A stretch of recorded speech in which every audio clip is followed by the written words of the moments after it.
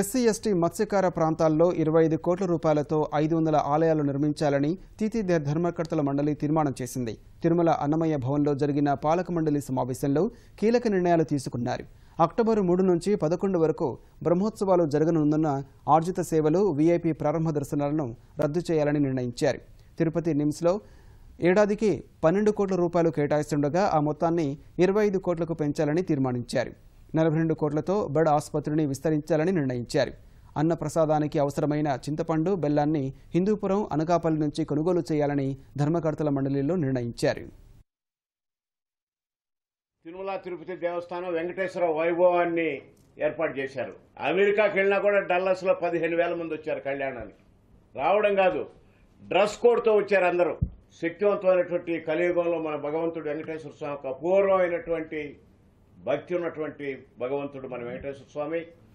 దాన్ని విదేశాల నుంచి మాకు విపరీతంగా ఒత్తిడి వస్తూ ఉంది.